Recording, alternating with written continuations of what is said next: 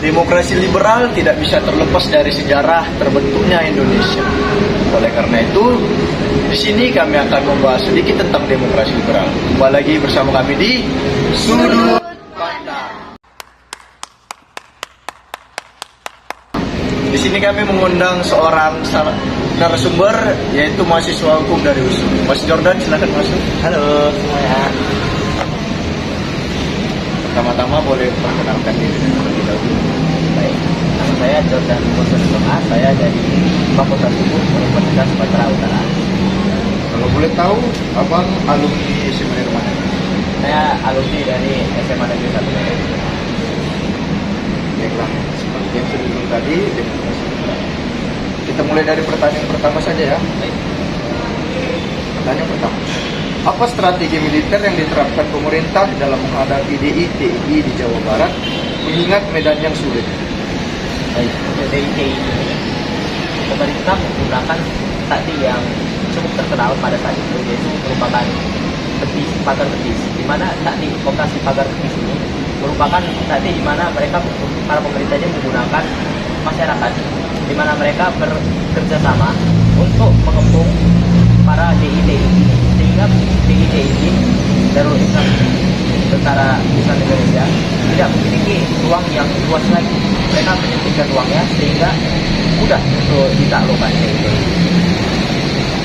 Pertanyaan nomor 2. Bagaimana dampak serangan DITI terhadap kehidupan ekonomi dan sosial masyarakat Jawa Barat? Baik. Untuk kehidupan ekonomi dan sosialnya tentu akan berdampak pada masyarakat di sekitarnya. Karena apa? Karena masyarakat tentu akan ketakutan dan merasa tidak aman karena kan adanya pemberontakan ini. Dan akibat daripada itu, misalnya ada pedagang tersebut akan enggan untuk keluar memperjualkan barang dagangannya karena merasa tidak aman. Lalu ada juga contoh ya seperti petani juga pastinya akan merasa tidak aman untuk keluar mengurusi ladangnya, sehingga terjadi penurunan dalam siklus ekonomi, di mana mereka tidak bisa melakukan pekerjaan mereka dan tidak bisa melakukan transaksi kepada orang-orang di luar karena mereka merasa tidak aman atau takut terhadap situasi pada saat itu. Apa peran Presiden Soekarno dalam merespon ancaman separatisme DITI dan PRRI atau Permesta? Pertanyaan ini menanyakan kepemimpinan Soekarno dalam krisis nasional. Dan Soekarno pada saat itu tentunya akan melaksanakan operasi militer untuk menekan PRRI Permesta dan juga pemberontakan DITI, di mana Soekarno pasti akan memberikan arahan, di mana memberikan komando kepada para atau operasi militer kepada para pasukan untuk mengamankan daerah-daerah yang termasuk di dalam ancaman dari pemberontakan tersebut. Dan juga mungkin dia akan memikirkan, Soekarno akan memikirkan cara-cara bagaimana untuk mengembalikan situasi ekonomi kembali ke semula karena akibat dari pemberontakan tersebut. Baik, yang keempat itu ada apa tuntutan utama Permesta dan mengapa mereka merasa perlu memberontak. Pertanyaan ini menyelidiki akan penyebab pemberontakan di Sumatera dan Sulawesi. Oke. PRRI Permesta itu merupakan singkatan dari pemberontakan revolusioner, pemerintahan revolusioner Republik Indonesia. Dan pemerintah ini merupakan singkatan dari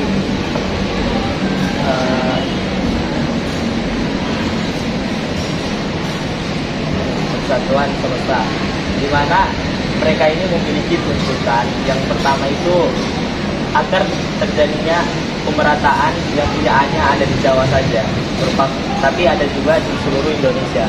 Itu merupakan tuntutan utama dari PRRI Permesta, di mana pada saat itu pemerintah pusat itu hanya terpusat pada Jawa saja, baik pembangunan secara ekonomi, politik maupun sosial, sehingga bagian-bagian di luar Jawa, contohnya seperti Sulawesi dan Sumatera, itu merasa mereka tidak diperhatikan oleh pemerintah pusat, sehingga beberapa dari mereka tersebut melancarkan pemberontakan berupa gerakan PRRI Permesta ini. Tuntutan utama mereka itu adalah adanya diberikannya daerah otonom untuk setiap daerah yang ada di luar Pulau Jawa, dan pemerintah pusat diharapkan untuk lebih fokus lagi dalam pembangunan yang di luar dari Pulau Jawa, tidak hanya pada Pulau Jawa. Baik, pertanyaan selanjutnya, bagaimana PRRI atau pemerintah berhasil menguasai wilayah-wilayah penting di Sumatera dan Sulawesi? Pertanyaan ini menanyakan strategi dan keberhasilan militer PRRI.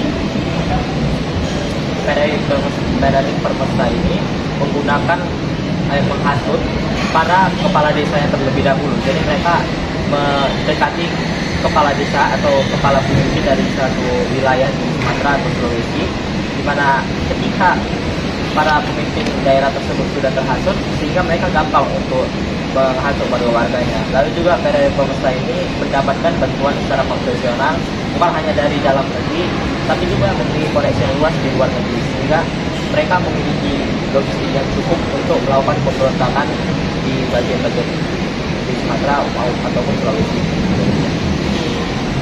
Baik Bang, ini kan dari pasti ada dampak dong. Dari apa dampak ekonomi nasional untuk konflik PRRI atau Permesta khusus di sektor pertambangan? Pertanyaan ini memiliki konsekuensi ekonomi dari konflik tersebut pada skala nasional. Baik, jadi kalau di bagian pertambangan sudah pasti ada perubahan yang terjadi, di mana pada saat itu PRRI Permesta akan mengambil alih bagian-bagian yang krusial di dalam perekonomian Indonesia. Salah satunya itu yaitu pertambangan. Banyak sektor-sektor pertambangan yang diambil alih oleh PRRI Permesta sebagai bentuk protes mereka terhadap Republik Indonesia, Negara Kesatuan Republik Indonesia pada saat itu.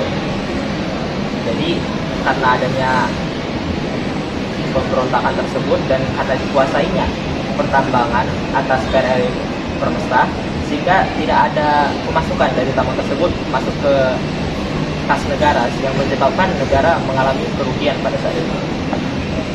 Bang, ini gimana respon masyarakat terhadap pidato Presiden Soekarno pada tanggal 17 Agustus tahun 1999?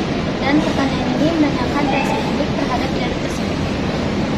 Pada pidato tersebut, masyarakat Soekarno memberikan pidato tersebut untuk mengembalikan kembali rasa persatuan dari masyarakat, karena masyarakat pada saat itu pasti mengalami kepanikan karena banyaknya pemberontakan di seluruh Indonesia, contohnya seperti PRRI Permesta dan DIY yang saat itu sedang berlangsung. Jadi Presiden Soekarno memberikan pidato tersebut untuk menguatkan kembali persatuan dan kesatuan di masyarakat Indonesia pada saat itu. Namun ada juga pasti beberapa masyarakat yang menolak, atau mungkin bagian-bagian dari PRRI yang merasa setuju dengan PRRI Permesta atau DIY, yang pastinya menolak dari adanya mendengarkan dari pidato Presiden Soekarno pada saat itu. Jadi ada pro dan kontra itu. Sudah setengah aja nih terjawab pertanyaannya. Sebelum lanjut ke pertanyaan selanjutnya, juga tidak ya. Tinggal ini. Belum Bang. Iya.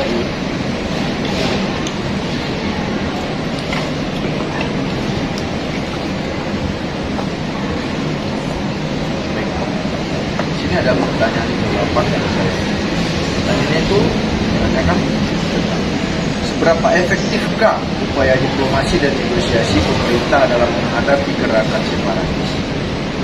Kalau untuk efektif atau tidaknya, pemerintah pasti ada memberikan konsultasi berupa diplomasi sebelum melakukan tindakan yang lebih lanjut lagi. Mereka pasti ada melakukan pembicaraan berupa diplomasi kepada para pemimpin-pemimpin atau pemimpin-pemimpin pasukan pemberontakan. Namun untuk lebih jelasnya, untuk kedepannya tidak semua diplomasi yang dilakukan oleh pemerintah Indonesia itu berjalan dengan baik bagaimana mestinya. Banyak juga yang untuk menghancurkan pemberontakan ini, untuk menghentikan pemberontakan, banyak juga di mana pemerintah mengambil aksi untuk melakukan operasi militer, karena beberapa diplomasi dianggap diharukan, jadi tidak didengarkan oleh para pemberontak tersebut. apa akar permasalahan yang menyebabkan tindakan separatis DITI dan PRI atau Oke, baik. Pertama DITI dulu ya. DITI ini merupakan singkatan dari Darul Islam Tentara Islam Indonesia, di mana mereka itu menginginkan negara Indonesia yang menjalankan syariat Islam itu sepenuhnya dan diberlakukan seluas-luasnya, di mana mereka itu menolak adanya NKRI, Negara Kesatuan Republik Indonesia. Jadi mereka menginginkan negara Islam di negara Indonesia sebagai negara yang utuh. Lalu untuk PRRI Permesta, seperti yang tadi saya bilang, PRRI itu disingkatan dari Pemerintah Revolusioner Republik Indonesia, dan di mana mereka menginginkan hak-hak mereka terhadap wilayah-wilayah mereka sendiri, karena pada saat itu kondisi Indonesia masih belum stabil, sehingga pembangunan itu difokuskan hanya pada Pulau Jawa saja oleh Soekarno. Lalu karena hal tersebut, bagian-bagian Indonesia yang lain merasa disingkirkan atau tidak diperhatikan, sehingga mereka menuntut hak-hak mereka kembali, sehingga mereka menginginkan adanya pembangunan yang merata, bukan hanya pada saat di Jawa saja, namun juga di Sumatera dan Sulawesi. Ini Bang, bagaimana peran tokoh-tokoh dunia dan sekuler memimpin gerakan separatis DITI dan PRI Permesta? Pertanyaan ini mengenai peran kepemimpinan dalam kedua gerakan tersebut. Untuk DITI, mereka melakukan pendekatan secara memberikan propaganda kepada masyarakat. Jadi mereka memberikan pandangan-pandangan yang berupa program propaganda kepada masyarakat yang masih hidup. Jadi mereka meminta bantuan masyarakat untuk mendukung mereka, terutama masyarakat yang masih kental dengan budaya Islam Indonesia, untuk mendukung mereka membangun Indonesia ini tidak menjadi negara kesatuan yang hanya penduduknya beragama Islam saja yang menjalankan syariat Islam, namun sepenuhnya seluruh masyarakatnya menjalankan syariat Islam yang berlaku seluas-luas dan seluruh masyarakat.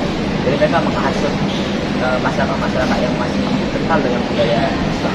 Lalu untuk PRRI Permesta, mereka menghasut kepala-kepala desa yang terlebih dahulu. Kayak dibilangnya di daerah kita ini sepertinya kurang ini, pemerintah pusat tidak peduli lagi dengan kita.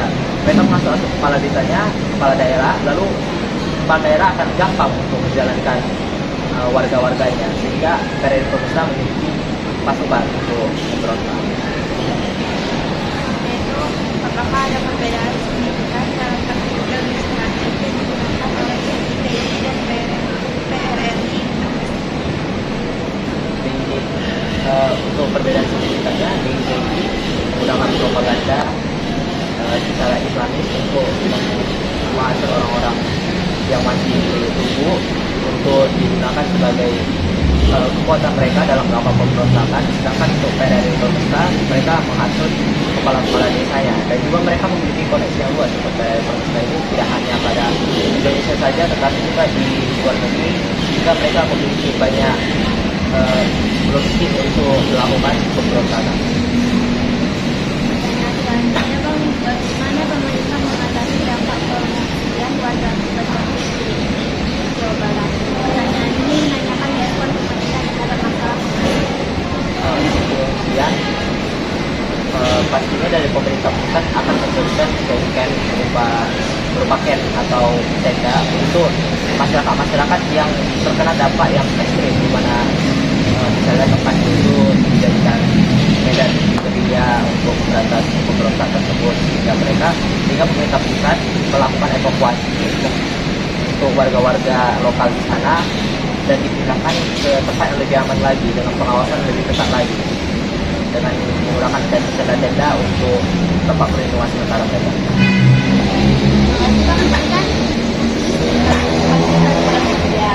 Apa peran media massa dalam meliput dan membentuk opini publik terkait konflik separatis? Dan ini menanyakan para media dalam peristiwa tersebut. Untuk media sendiri, pada saat itu pasti banyak diberitakan dengan adanya pemberontakan yang terjadi. Tapi media itu pasti digunakan untuk menguatkan kembali jiwa persatuan dan kesatuan masyarakat Indonesia pada saat itu agar tidak tergoda atau tidak dihasut lagi dengan adanya pemberontakan, sehingga jiwa nasionalisnya lebih diperkuat lagi oleh media. Jadi dengan media itu bisa mengajak masyarakat untuk kembali ke dalam persatuan itu. Bang, ini banyak pertanyaan terakhir.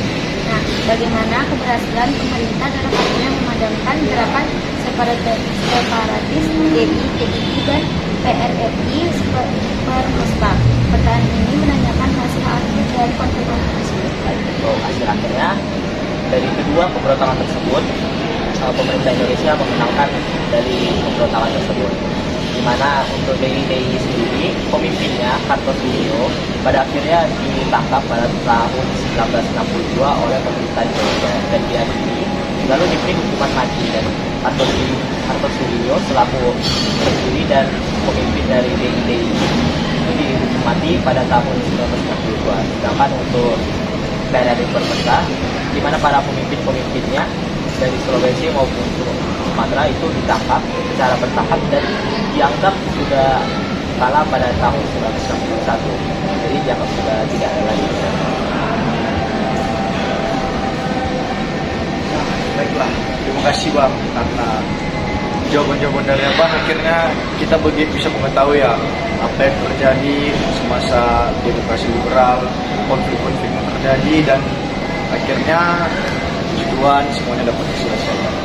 Jadi harapan kita terus-terusnya, terutama untuk generasi seperti kita ini, generasi muda, supaya kedepannya Indonesia ini bisa dibangun lebih baik lagi, bisa lebih maju lagi, agar konflik yang pernah terjadi di masa lalu tidak terjadi lagi. Cukup menjadi sejarah, cukup menjadi kisah yang pernah terukir, namun tidak pernah terulang kembali.